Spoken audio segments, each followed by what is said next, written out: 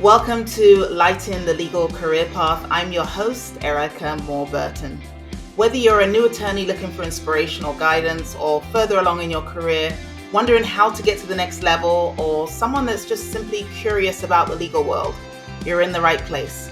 We'll be talking to female and BIPOC attorneys not only about their remarkable stories of success, but the challenges they've faced along the way, the lessons they've learned, and their valuable insights about their career and the road ahead. My name is Sarah Kroll-Rosenbaum. I am a litigation partner at Ackerman LLP, and I lead the firm's staffing law sector team. So welcome to Lighten the Legal Career Path. Welcome, Sarah. I'm so excited to have you on the show today. While I was sort of preparing questions for you, I thought to myself, you know what, we can actually have two shows. I'd love to have like two conversations with you, right? One about your actual practice and the nuts and bolts of that, and then the other that we're going to dive in today about business development. So I hope that you'll come back and join us so we can do a two-part show with you. But first of all, why don't we introduce you to our audience? Why don't you tell us a little bit about yourself, your career path to date, and your role and your journey to date? Wonderful. And thank you, Erica, so much for inviting me to join you. It's always such a pleasure to spend time with you.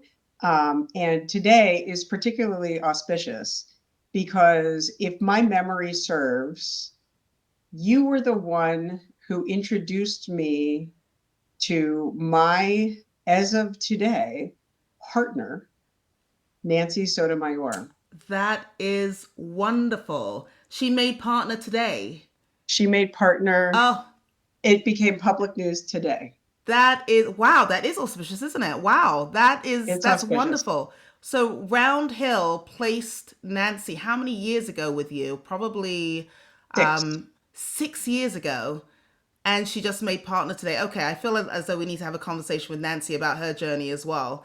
You should. You Yeah, should. but that Yeah. is also testament to you as well in your mentorship. And I know where she was at her stage of career when I placed her with you, and the fact that she's now a partner really is testament to your mentorship as well. So Well, thank congratulations you. as It's well. really, well, thank you. It's really a pleasure. And I think it's important to honor the work that she's done. And partly because I think one of the things that I'm so excited to talk about is the value that I've experienced in having a little bit of a circuitous path Mm-hmm. and trying to change this profession so that wonderful lawyers like Nancy Mm-hmm. don't need to have a circuitous path. Right. And so that is something I'm proud of, mostly proud of her for what she's done. So Wonderful. um, Congratulations, thank Nancy. you. Yes, and to you. I will tell her. Yeah, thank you. Thank you. Thank you. So I am a litigation partner at Ackerman, and I am based in Los Angeles, California. And um, I've been at Ackerman now for 4.5 years. And this is my fourth law firm in my career. Um, and um, as I referred to before, I've had a little bit of a circuitous path in finding my professional self, if you Mm-hmm. will. But I'm very happy to be here. I lead the firm's staffing law sector team, which is a national interdisciplinary practice that provides legal services to staffing companies in as many ways as we can. And it's a very collaborative practice with many lawyers across the firm. So tell me what would be helpful for you in terms of sort of where to start and how to talk about this journey. Yeah, no, absolutely. So let's start with you said you've been at four firms to date. Let's talk about that little journey, I say little journey, that long journey. The first firm and how you've decided that it's been time to sort of move to the next. That would be really helpful, I think, for our listeners to hear. And then I really want to get down into the nitty gritty of, again, I said I could do two shows with you. So I want to hear about that, but I want to hear after that about the your business development journey. Sure. And they're related, I think. Yeah. So, um, so after law school, I had the wonderful opportunity to clerk for a truly terrific federal judge. I was living in New York City at the time, and I went and worked for him. I clerked in Hartford, Connecticut, for the United States District Court for the District of Connecticut. And I went to that clerkship without a plan specifically, um, and ended up interviewing for law firms from my clerkship and got a job at Paul Weiss, Rifkin, Wharton, and Garrison Mm-hmm. in New York City Mm-hmm. in the litigation group. And I was very privileged to have the opportunity to work at Paul Weiss. So I started working in Paul. I clerked from 2005 to 2006, and I was at Paul Weiss from 2006 until 2009. Mm-hmm. And and it was a great place to learn how to be an excellent lawyer. Um, I still utilize the expectation of excellence Mm-hmm. and the expectation of skill every day that I got at Paul Weiss. And I also made great friends at Paul Weiss. Um, I moved to California 15 years ago and left Paul Weiss because at the time Paul Weiss did not have a California practice, Mm-hmm. and took some time. This is part of my circuitous path. It was one of the moments in my career where I actually stepped back from the big firm practice to take care of myself. Um, Okay. I had back surgery, which needed to happen, Mm-hmm. and I had fun, which needed to happen, um, and enjoyed living in Southern California. And so I spent a couple of years working at a nonprofit organization called the California Women's Law Center, and a fabulous organization. And I had the opportunity to work on impact litigation and advocacy work and policy work, um, and it was wonderful. I also took the California bar exam during that time, Okay. and decided that I wanted to go back to big, heady, complex litigation, which I Mm-hmm. missed. Mm-hmm. So I went to Proskauer Rose, which has a great office here in Los Angeles. They do. And I was at Proskauer for 4 years. And I mostly worked on antitrust litigation when I was at Proskauer. Mm-hmm. So it was at Proskauer that I had my first introduction to staffing law. And it's where I met and became close with one of my longest clients, who I still represent now. And I was at Proskauer for 4 years. Mm-hmm. And then I took my second big break from the practice, if you will. After During that time, I met my husband and we got married, um, and we decided that it was time to try to start a family. And I had two miscarriages back to back within Mm. 6 months. Oh wow. Sorry. And Well, and I think it's really important to talk about that because absolutely. people, it's one of those things, at least in my experience, that people don't talk about very much, but it Mm-hmm. happens to so many people. And I think that, firm culture, work culture has become now more open. There's now, I know, various like pregnancy loss leave that's now Mm-hmm. available in certain places, which I think is fantastic. Mm-hmm. And the firm was very supportive of me, but I was very confused at the time about who I was as a lawyer, what I was trying to do, how I was going to be a mother, how I was Mm-hmm. going to do everything. Yeah.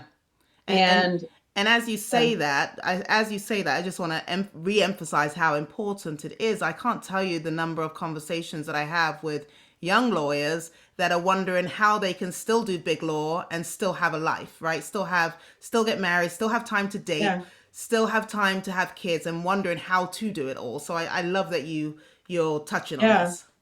And well, it's I think it's more for me than touching on it. Like it's the whole story, you know? And so what I realized was that what I had been doing in my career was working incredibly hard, suffering in my personal self and personal life, and then having to separate from the work in order to care for myself to then dive back in.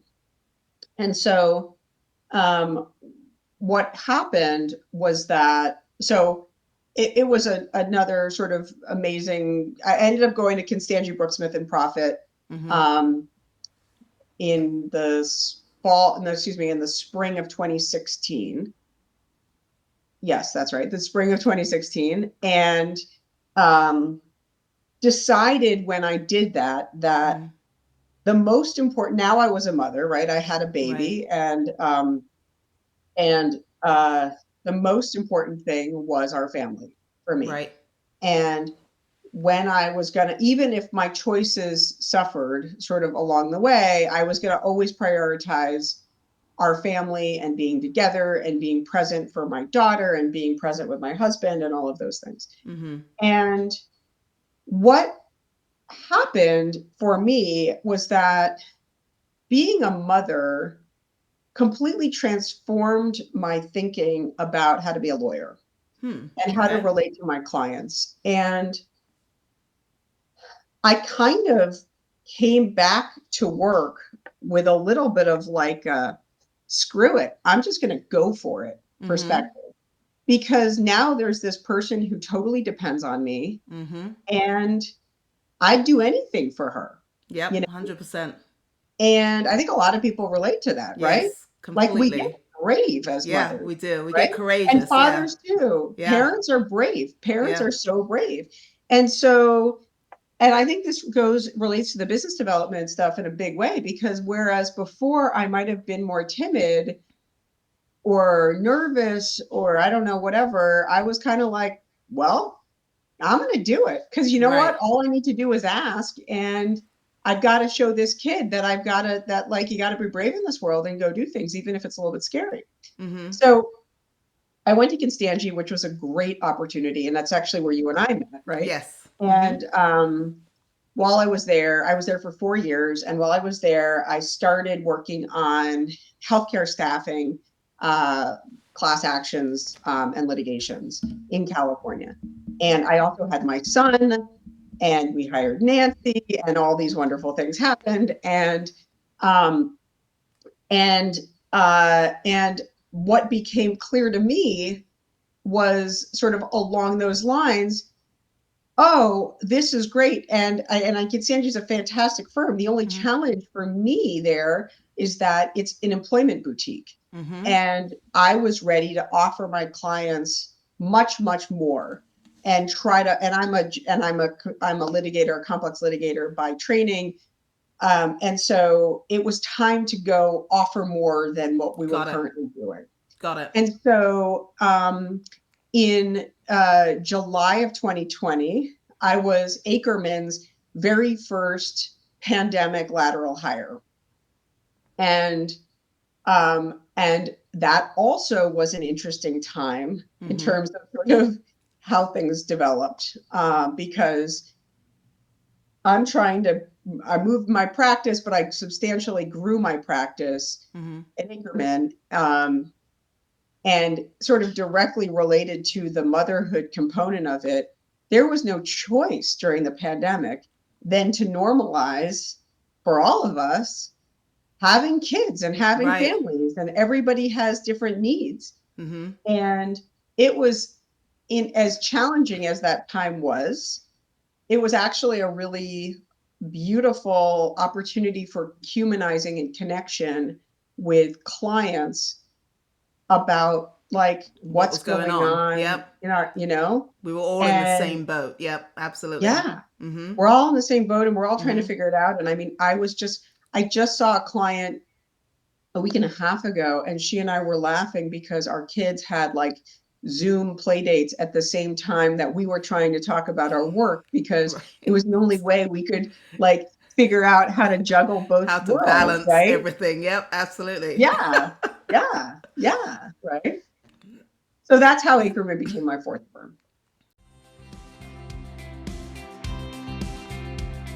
This show is sponsored by Roundhill Legal Search. For the past 10 years, Roundhill Search has been placing attorneys of all levels with our trusted clients, from AmLaw 100 firms to the solo practitioner. Visit us at roundhillsearch.com for more information, to find great legal talent, or to step into your next legal role. At some point you sort of leaned into the business development part.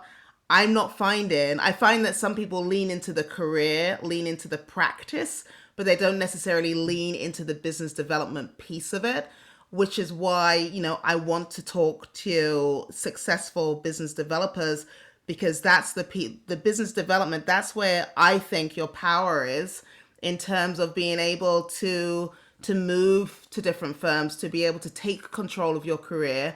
And Mhm. unfortunately, I still don't find that a lot of senior lawyers, the lawyers that I speak to, are there with the business development. They're leaning into the career, but not the business development. And the big question is, well, where do I start? How do I start?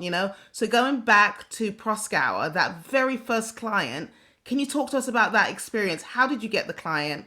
How did you develop the client? You're still working with that client today. So talk to us a little bit Yeah. about that journey with that client.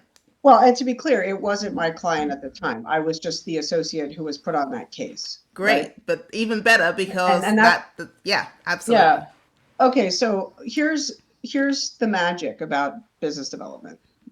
I love that you're asking about this because I wish this is something that all of us in this industry spent much more time talking about, because it's unfortunately treated a little bit like this holy grail that like we're all supposed to Yeah, do, but no one ever teaches us how to do it. exactly. Right.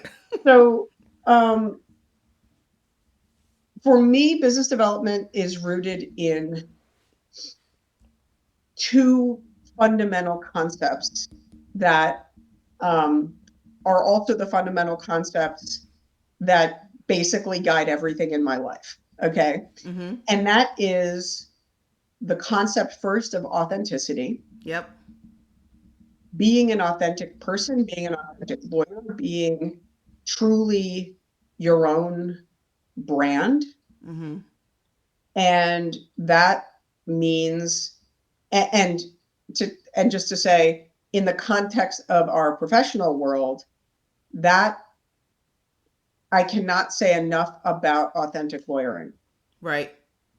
We spend too much time trying to be like some idea of some model Mm-hmm. that either never existed or just isn't right for us, Right. right? And so, 100%. like, I mean, when I was a baby lawyer, people would talk about like, business developers playing golf with. Absolutely. I And mean, I'm where like, did I've never played a game of golf in my life. I mean, maybe that would be fun to do yeah. sometime. I've never done that before. But like, it's not my authentic brand. And Right. it's actually something that, I had the great opportunity to work with Robbie Kaplan when I was at Paul Weiss. And, Mm-hmm. I learned so much from her. And I mean, I worked with so many great lawyers when I was there, but she was really like her own person, like she did things the way Robbie did things, And Mm-hmm. I mean, clearly we've seen her career explode even since then, when it was already pretty amazing, Yeah. but that idea like, oh, she's her own person, and Mm-hmm. and seeing that, I mean, my office was next to Maria Bullo, who is a phenomenal lawyer, all totally different, like these Mm-hmm. sort of amazing women who are different, do things differently, right? Right. When I moved to Los Angeles, and I learned so much from Nancy Sher Cohen, who is a litigator at Proskauer. And Mm-hmm.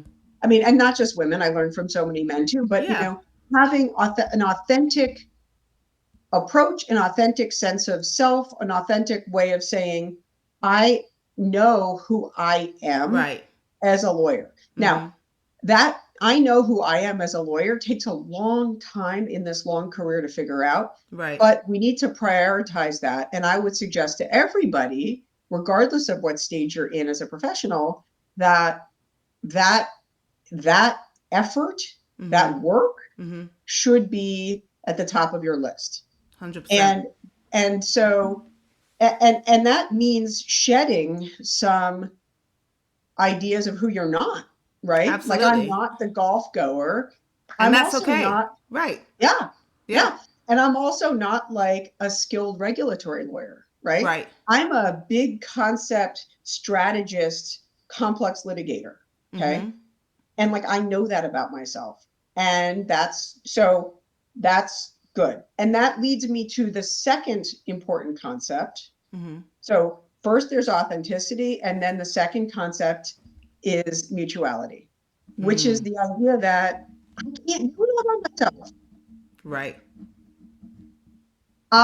We need each other. We Mm-hmm. all need each other in different, and the magic is when we can find mutuality of partnership to do things with. Now, that's true with clients. Mm-hmm.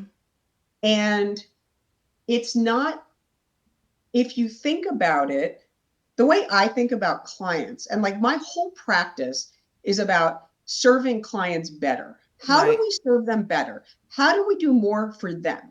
This Right. business is so much, in my opinion, the way I grew up, Mm-hmm. and I say this without casting aspersion on any of the amazing places where I've learned, Right. but it's very much a me thinking profession, and Right. it should be a we thinking profession or a you thinking profession. And so we need to be more secure in our authentic selves so Mm-hmm. that we can do the most important thing that any lawyer can do, which is listen.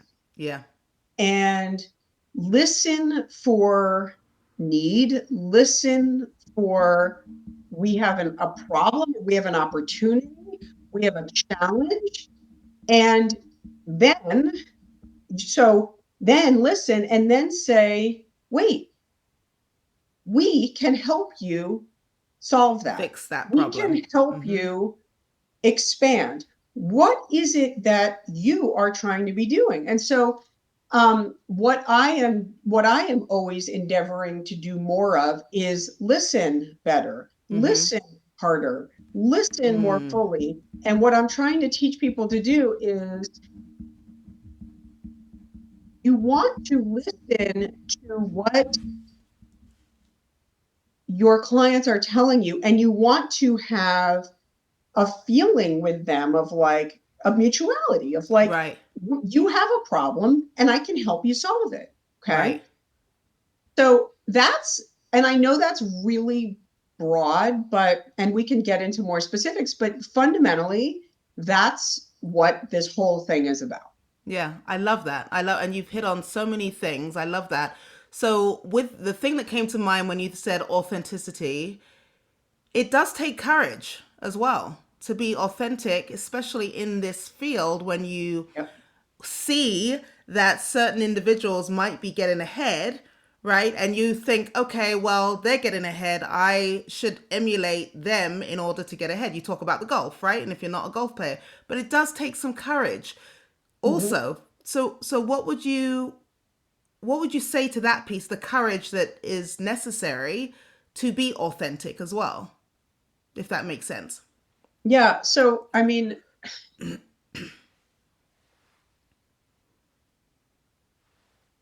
my approach very much is that I'm in such a position of privilege. Mm-hmm. And this career is a get to, not a have to job.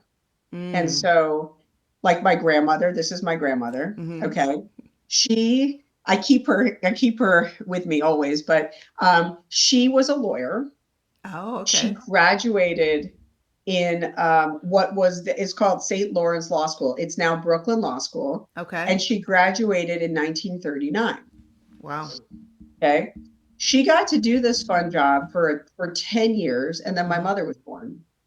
And then because of the time, she didn't get to do it anymore. Mm. And she lived until she was 97 years old. Oh, wow.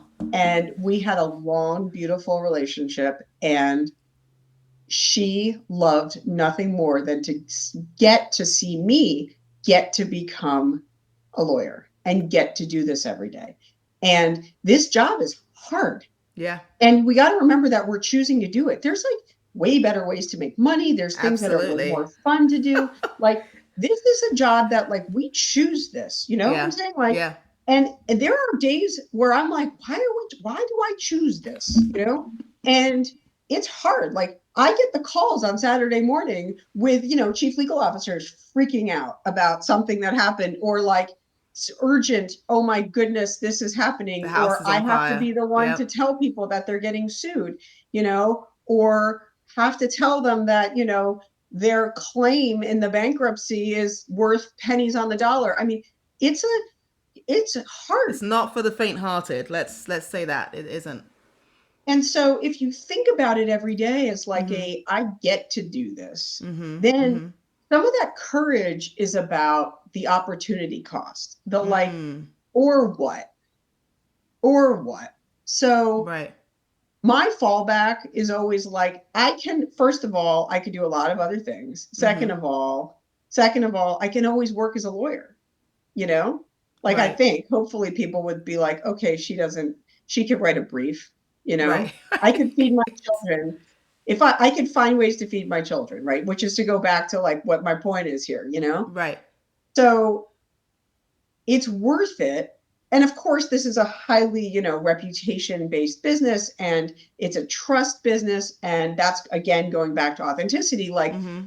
don't be a slime ball to Right. win. Just don't do it. It's karmically Karma terrible will for come you. back to you tenfold. Yep. Absolutely. But like, it's it's like, or what? Like, so you make Mm-hmm. a phone call. And like for me, like in the early days of the pandemic, or like when my kids were little teeny weeny beanies, like I had to like return phone calls from the car. And that took some courage because I'm talking to clients and I'm like, sorry, these are loud people in the car, but I got to just tell you, like, I got kids Yeah. and I got, Yep. and like, I got it. And you know what? I almost always 100% of the time I get, Oh, oh me my too. God. Yep. Yeah. Yeah. Yeah. And then we can be collectively normalized that like we're people. Yeah. So And then you can move to the piece that you then talk about, the mutuality, right? How can I listen to how can you? we What do I help? once we get past Yeah. that, we're human beings. You've got some issues personal where whatever it is, Yeah. your kid's screaming Right. as well. Let's Right. get past that, right? Right, right. So the question I have for people the question I have for all of us in finding our courage is Mm-hmm. what perspective shift do you need Yeah.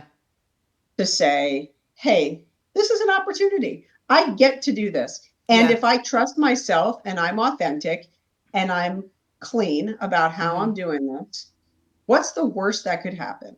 I'm Right. not going to get every piece of business. I'm not going Yep. to get every piece of business. I'm not going to click with every client. Mm-hmm. But if I'm trying, Mm-hmm. something good is going to happen.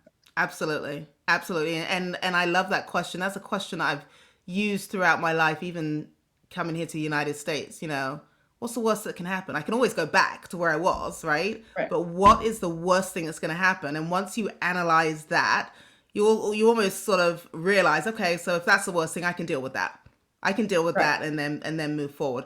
So thank you for taking us through that. So going back to this first client, right, at Proskauer, tell us a bit about that. I know that you said you were an associate on the matter. So how did the client become So, your why did the client become yours? How? well, it was years. So like, Mm-hmm. so I worked on some cases and Mm-hmm. basically really, really showed up for Great. this client Mm-hmm. and formed a relationship with the client and showed that I genuinely cared and I was thoughtful, and that when facing the risk, I was able to help the client exhale. Great. And so it was, I mean, it's a longer story, it's a longer Yeah. process than is maybe appropriate for this conversation, but Yeah. it, you know, I think it's about long-term building of trust and Right. about deeply understanding the business. Mm-hmm. And so one of the things I love about what I do, is that I have really me and my team, we've all become experts in the staffing industry, which, like, I never went to law school to become a staffing lawyer. Right. Like, yeah. But it's actually a really fascinating, super legally complicated industry. Mm-hmm. And so having deep understanding of the industry Mm-hmm. and understanding the client is helpful, extraordinarily helpful.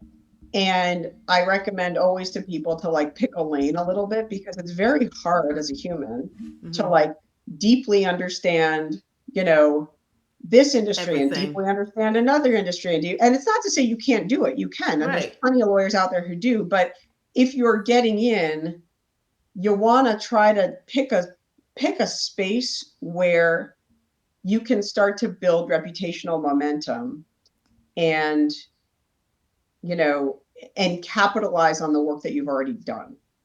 Right. So That's brilliant. that's been very important for me, because I know this space, I know the issues, I understand so it's not like reinventing the wheel every single time I go to do a new client or do a new project or whatever it is. It's about understanding the way that client operates in the model that in the industry and in, within this legal construct that we already understand. Right. And that goes to getting that niche and then just going deep, which it sounds like you've Right. certainly done. So you're essentially, maybe a handful of law who does this and who does this well. Right. Okay. Right. Sarah, Right. we can go deep there. If you're enjoying today's conversation, please share with another attorney in your network and send us your questions to podcast@roundhillsearch.com. Moving on to, so you've been able to grow your book quite, I don't want to say, I want to say rapidly, but you've been able to grow your book quite exponentially over the years. So that was your first client. Talk to us about some of the ways in which you've been able to secure other clients, maybe that you weren't an associate on, right? After thereafter, Sure. you know. That's so okay. So I think there's a couple things. One is about asking for help, Yep. um, which again is a very straight from my motherhood book, right? Mm-hmm. Because I always need to ask for help with my kids. Yep. But again, it's about mutuality, right? It's Yeah. like people love to help each other. Mm-hmm. People love it. Like, you know, if I called you and I was like, Erica, I met this person who's fabulous, and could you connect them with somebody else? My guess is you would say, like, I would 100%. Yeah, love to do that. Like, exactly. Yep. people love to help each other. And They do. um, so, to be able to say to somebody who, um, trusts you already, and it Mm-hmm. doesn't even need to be like your first client, but like anyone who knows your work and trusts you, and say, I'm trying to grow my practice, Mm-hmm. and that company over there that was just sued in my space. Could you please introduce me to the general counsel, Mm. for example? And they might say no, Yeah. and you say, okay, thanks, I'll find another way. Right. But they might say, yeah, I'd love Sure. to do that. Absolutely. Yeah. But I love the way you even phrase that though, right? That you phrase that differently. I'm trying to grow my business. I'm growing my practice. Could you make that introduction? Versus I want to get that, I want to get that client. Can you make it? You just said that very differently. There's a different ask in there. Yeah, yeah. I don't like the idea of possession of Mm-hmm. clients. Mm-hmm. Um, I mean, there's a whole other thing I talk in another podcast. We can talk about the team and how the team works, but because I mean, you can't do this by yourself, so you got to have a Absolutely team. not. If you're gonna have a big practice, you have to have a great team, and Right. I'm so blessed to have such a great team. And I like to think of it. I like to talk about what I call the power of hour, which Mm-hmm. is it's not like mine, but it's Mm-hmm. about like you got to open yourself up Us. to let other people to trust and to let people work on things and feel ownership, right? Yeah. Um, and and also with clients, it's not about possession. It's about hopefully again about mutuality, about like a very living choice to work together all the time. Mm-hmm. And that's hard, you know? I mean, it's not, I don't like the marriage analogy, which a lot of people make, but, it's true in marriage too. It's like, you know, you've got to keep working at those relationships. And, Yes. it's like, I choose every day to be married to my husband, like very much I choose to do that. And it's the same thing. It's like you've got to continue to grow. It's about living in that mutual relationship and not just assuming like you're not like collecting, you know, tchotchkes to put on your bookshelf. Right. You're like nurturing relationships and they change and the people change and the issues change. And we want to be able to continue to like support that, you know? Mm-hmm. Every step of the way. Yeah. No, Yeah. absolutely. What are some of the what are some of the, as you've grown your business over time, and I assume at this point you're getting a lot of referrals and everything, but what are some of the strategies outside of the ones you've mentioned that you've enlisted to specifically grow your business as well? Are there any strategies that you use, whether it's, okay, I go to X amount of conferences, whatever it is, like what are some of those strategies? I'm very focused on maintaining my reputation in this Mm-hmm. industry. So I speak at a lot of conferences. Mm-hmm. I try to create a lot of opportunity for people on my team to speak at conferences too. Um, and I write a little bit. I don't write a ton, but I write for industry publication Mm-hmm. more than I write for like Law 360 or whatever, and like which is great, and I don't disparage that. Again, back to the authenticity, that's just not my particular niche thing, right? Right. um and so I work with a lot of industry. I mean, my main approach is do great work for my clients, Mm-hmm. maintain great relationships to the extent that I can with my clients, Mm-hmm. and be very connected in the industry, Great. which means participating in the industry. There's, in this industry, in this particular set of groups. Got it. So, That's perfect. Um, so there was a question I wanted to ask you. So, and it recently came up with somebody that we were representing at Round Hill Search, and it was a sixth year attorney at a boutique firm, and management was obviously encouraging her to develop a book of business, and there was some reticence on her half. She said, I haven't built a book of business and I don't want to because I'm not getting any origination credit on this business. I know what my response to her was, but I'd love to hear what your response to somebody in that situation, what your response would be. um, my response would be to suggest that she call you or one of your friends Right. and say, this is bullshit. I need a new job. Okay, and that's what I said. Right. So it's critical that, in my opinion, Mm-hmm. that lawyers be incentivized to go grow the practice Mm-hmm. and get clients. you can be a great lawyer Mm-hmm. and starve because you don't have anything to work on. 100%. And so to be able to go and get a client is something that we all should be focused on Mm-hmm. and grateful for and Mm-hmm. paid for. Right. And um, I have to tell you, in my experience, and certainly not just at my own firms, but at just living in the world and hearing about that, that's Mm-hmm. a very unusual scenario, at Yes. least as far as I am aware. Mm-hmm. I think Mm-hmm. most firms are very interested in acknowledging and giving credit to originators, as even originators who are associates, Right. and encouraging originators who are, associates to be originators. I mean, Mm-hmm. that's something that we're very interested in at Ackerman, and I know other firms are as well. I think different firms have different ways of using that credit in compensation, Mm-hmm. but to not give anybody any credit is, in my opinion, a disincentive and a rational perspective for her to say, I don't really want to develop business because I'm not going to get paid for it. Yeah, absolutely. And that was basically our advice in a nutshell. What we do find is that some newer associates coming in, whereas firms do incentivize them, the focus for them is really learn how to be a litigator, right? Learn how to practice law before you even focus on business development.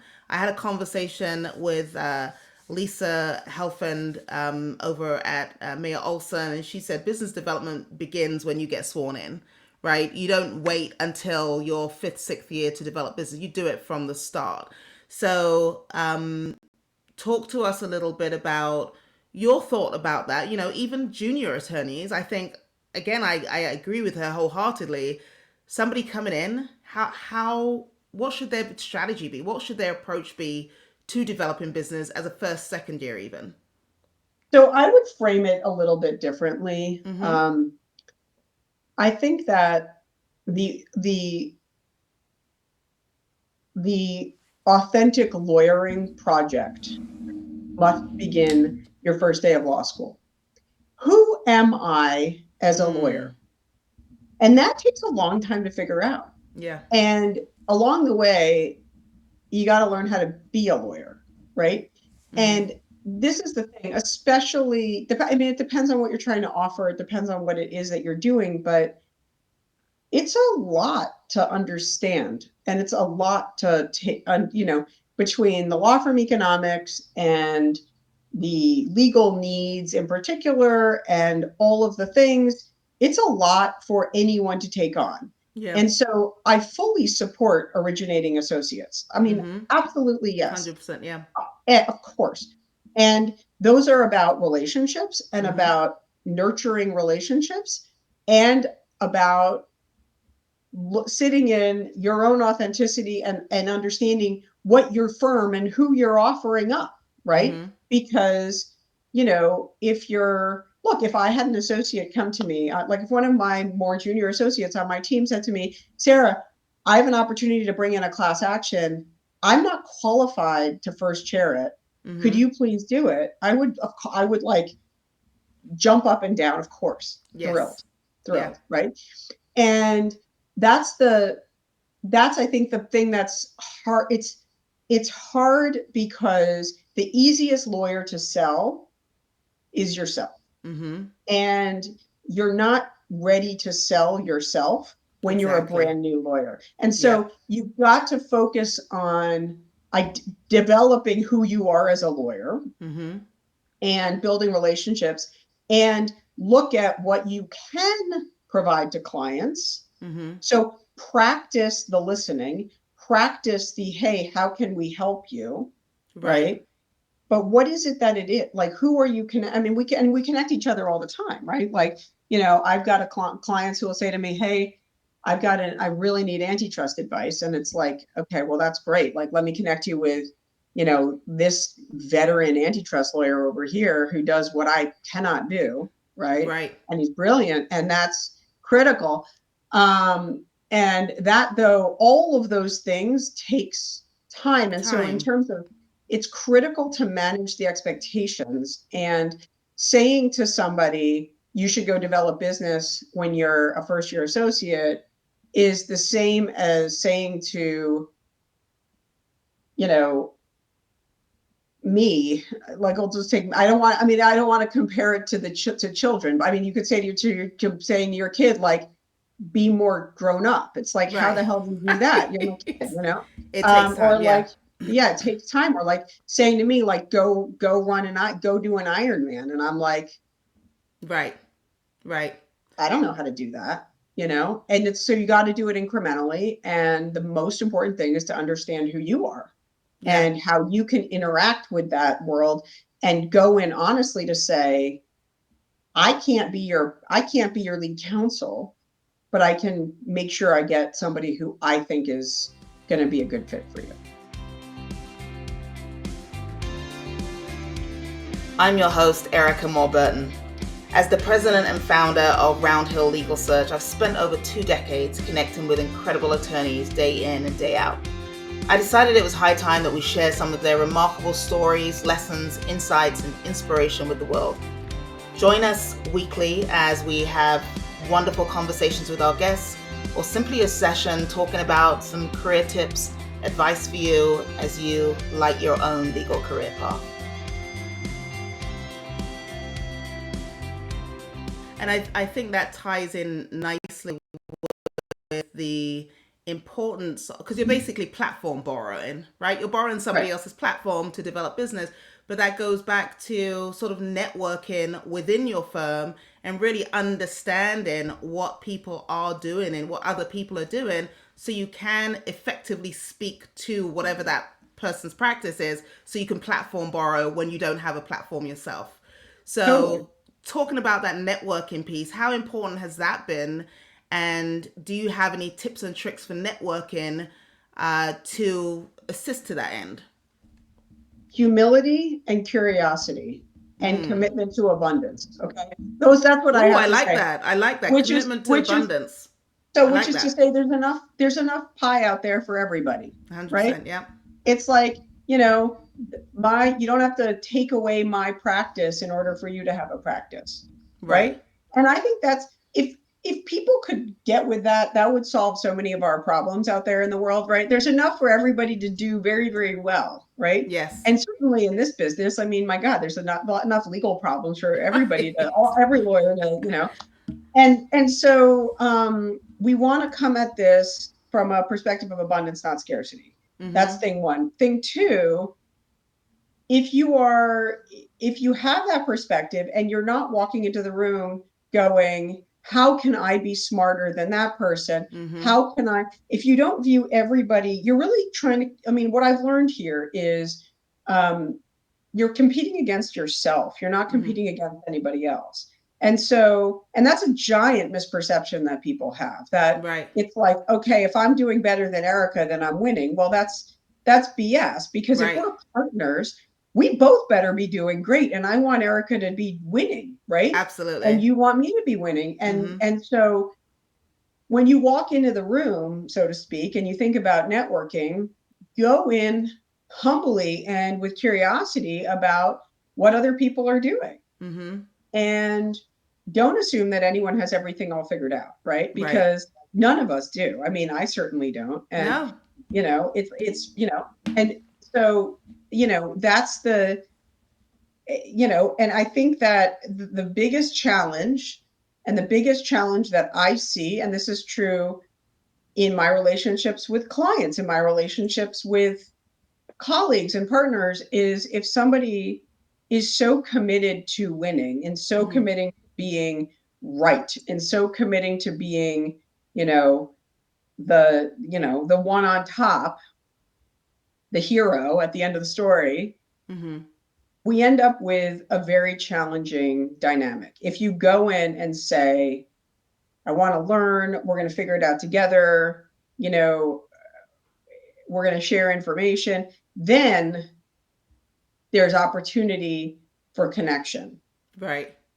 And so again, if you're an associate, learning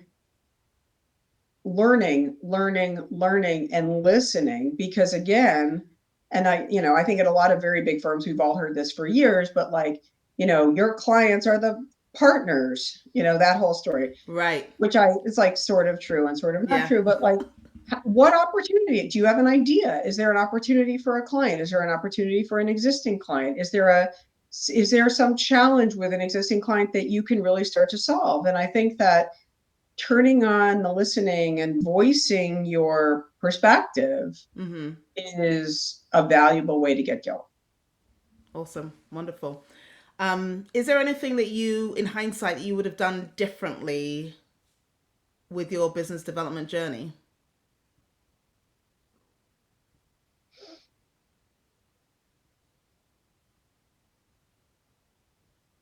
I would have started taking care of myself a lot sooner. Hmm. Um, Okay.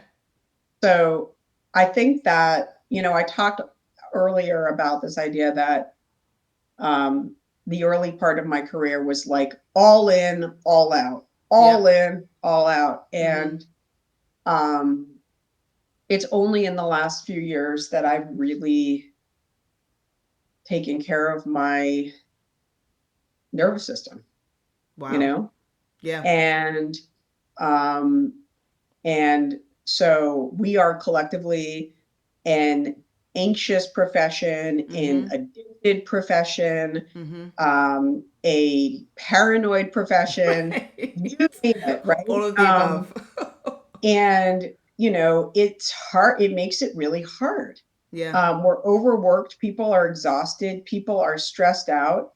And so I would say, one realization that I had at some point, and I wish I could pinpoint when it was Mm-hmm. that it's my job to stand next to my clients, not in front of my clients. Mm. So it's not my job to carry my clients on my back or Right. to take the proverbial bullet for my client. But, and there's times that we, try to protect our clients, but it's their decisions and it's their actions that are at issue. Mm-hmm. And it's my job to stand next to them and lead them and ask questions and help them make choices that are in their business interests. Right. And in order to do that, I've got to have my head on. Right. And so, this is this is a practice that I just preach constantly with my team and with junior lawyers, but working a million hours and being dysregulated is not the path to success. Right. And we've got to take care of ourselves. We've got to regulate ourselves, because if our heads aren't on, we Mm-hmm. cannot do deeply analytical, deeply strategic, thoughtful, efficient work. Right. And this isn't a sprint, is Yeah, it? It's a marathon. It's not. It's it's not a a sprint. marathon. And now that you've said that, what would you have done earlier on? Because we're in this system, right? So what would Yeah. you have done early on to do that? Right? Because it's difficult not to get on the treadmill and just kind of you're going just like everybody else around you is going. So what would you have done differently, or what would you I mean, I suggest would have, other people do? well, the modalities that work for me Yeah. are, I exercise a lot. I eat Mm-hmm. healthy food. I Mm-hmm. meditate. Mm-hmm. I listen to really good music. Right. I take time with my family, and those are things that really, really matter, because if I were to think about the proportion of my time that I spent freaking out Mm-hmm. about the work or about the partners or about the relationship or about whatever it was, Mm-hmm.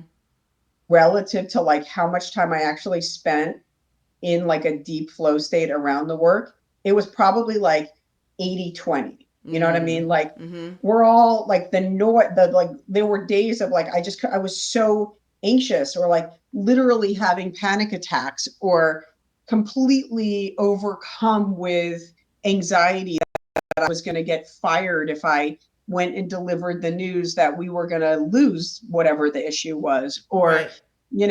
that and and I'm not unusual. I mean, Right. and No, I know absolutely I'm not not. Yeah. unusual. Like, we all carry so much burden of, like, it's existential. Like, Mm-hmm. it's just so stressful. And so if I could go back and, like, sit with myself at Mm-hmm. 22 or however old, 25, Mm-hmm. after law school, and I would be like, okay, like, no, way too much drinking, Right. way too much working super duper late, Right. way too much feeling like I just had to be available 27 hours a Every day, absolutely. like, and being like, I have to take care of myself. Right. And I have to figure out how to do that, because then I could enjoy it. Yeah. Then I could enjoy it. And then I could listen. And then I could connect the dots. And it's only then. And so, like, I am a huge fan of, like, don't don't come to me with a bunch of, like, panic attack billing, because Mm-hmm. I don't want to pass that on to the client. I Right. want to pass on to the client great, Good. good, solid. Yep. You're plugged in, you're in your state, you're like, you really thought it through, you feel good about it. Mm-hmm. That's what we And again, that's not necessarily happy, that's grounded. Right. So we want to grow grounded lawyers, Mm-hmm. and we want to teach that. And that's the thing that I would do, because again, people feel it. Right. People want to hang out with and trust somebody who is Grounded. grounded and has their head on, Mm-hmm. and isn't Not running absolutely around stressed. spinning out. Yep. Yep. Right. So that part of my job, and part of doing my job well, is keeping myself rooted, you know? Love Uh, that. yeah. Love that. And it's coming back. It just keeps on coming back to me. It's going back to that authenticity piece as well, Yep. right? That's It's right. going back That's to right. that. And it what's coming up for me as well is the knowing what your boundaries are as well, That's right. right? Because you do have a voice even early in your career, like you do have a voice as well. And it's Yes. again going back to courage to use that voice as well. That's right. That's exactly right. That's Perfect, exactly perfect. Okay, so I think we are at like 5 minutes before, and I do want to right. jump Okay. into Erica's Fun Five. This has been Okay. a great conversation. I really do. I could talk to you for hours, you know that. But I do think there's a part two, and I hope that you'll join me for a part two at some I'd point love next to. year. Yeah. Okay, but let's jump into the Fun Five. I want to know what the best piece of advice your mother or another influential woman, could be your grandmother behind you, has ever given you.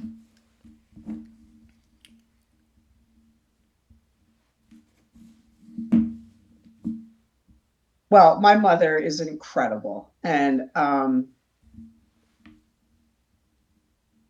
I try every day to be like my mother. And my mother often calls me and says, it's really hard to be a person. And I appreciate that, Mm-hmm. because, and she means it, because when you're trying to do a lot in this world, Yeah. some days it's a lot. Right. And so that's a classic one from my mom. And, I learned so much from her. But okay, there you go. That's number Okay, one. it's a lot to be person. Okay, the most impactful book you've ever read. Um, okay, I'm going to pick a one along. I mean, so many, but I'm going to pick one on the theme for this audience, which is, I will endorse Nicole LaPera's How to Do the Work, which is a great book about self-regulation. So Ah, I okay. support every lawyer should read that book. It's going How to help.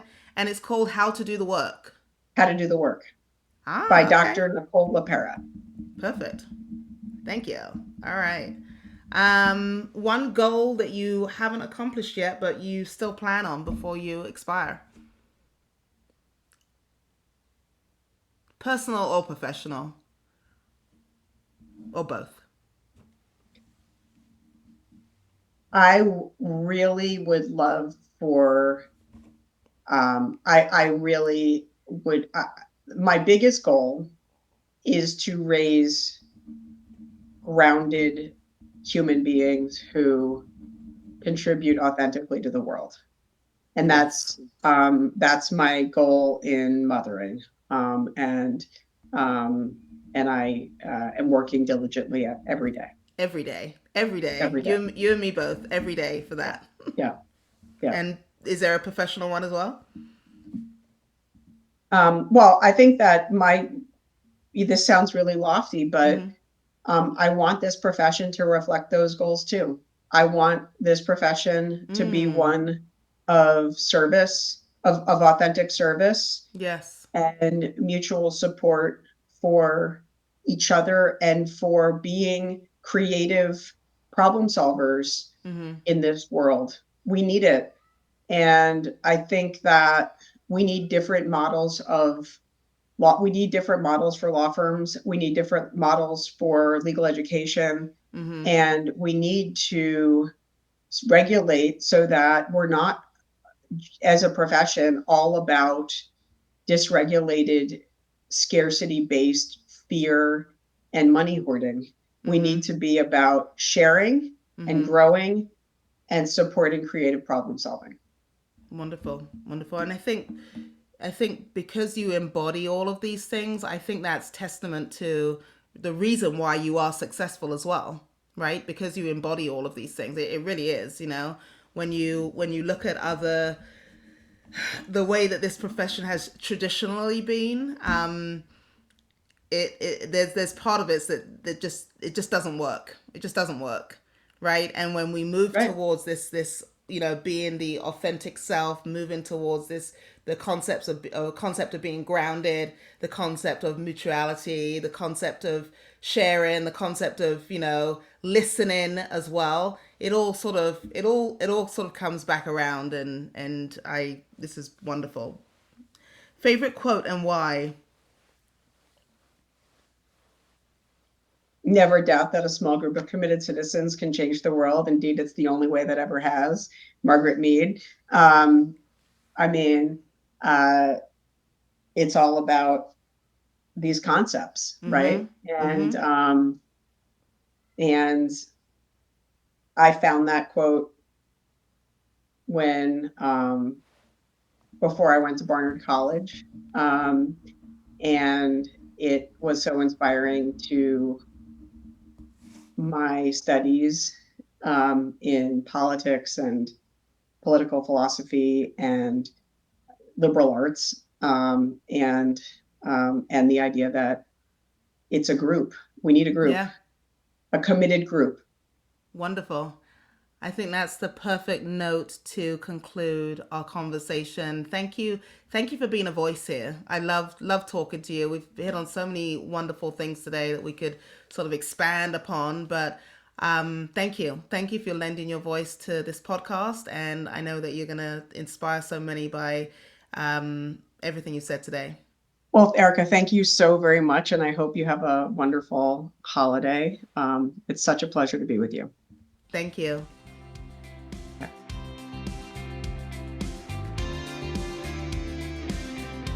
Thanks for tuning in and listening. I'm your host, Erica Moore-Burton.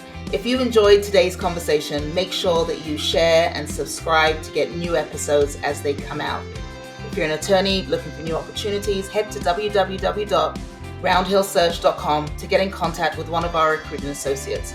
And don't forget to send your career questions to podcast@roundhillsearch.com. Until next time.